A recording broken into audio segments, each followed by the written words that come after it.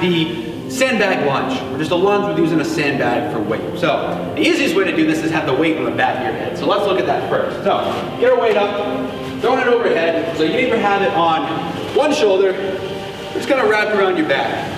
Nice, even, equal distribution, okay? From here, all your regular lunge mechanics apply. So, if we're doing a forward lunge, what we're gonna do is we're gonna step out and then lower that knee down, right? Kind of like a split squat.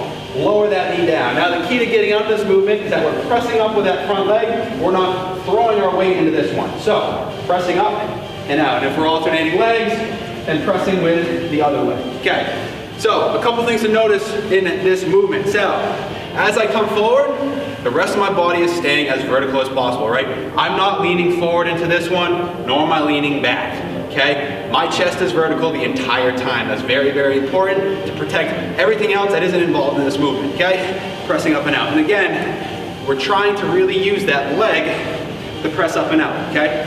Same thing works for a reverse lunge as well too, right? We're just going to step back, chest stays vertical, dropping down, and then pressing up and out of that one. Now, if you're having a tough time finding balance, right, you can't really see where you're stepping back, especially if you have the weight on the back, don't step so far back if you're having a tough time finding balance, right? The further your feet are apart, right, the less stable you might be, okay? So step less far back, right, not so far back, and then lower yourself down into that one versus going way back and down. All that works just fine. Now, a couple alternatives for this, you can have it on one side, okay? Still doing the same amount of lunges, requires a little extra core stability, a lot of fun to do that. If you really want to get crazy with it, this is definitely an advanced movement, you can add in a rotational swing.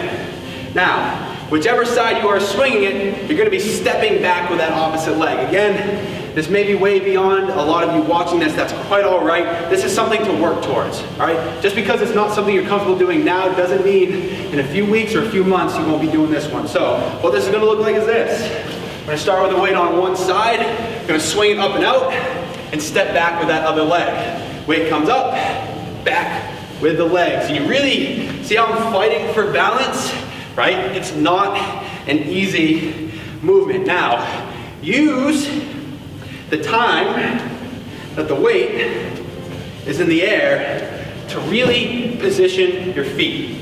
All right, again, a lot of it's timing, a lot of it takes a lot of work, right? You can even see me kind of struggling to find my balance in those first couple reps. That's okay, right? You're looking to improve and get a little bit better each and every time. Ladies and gentlemen, that is our lunge using the sandbag.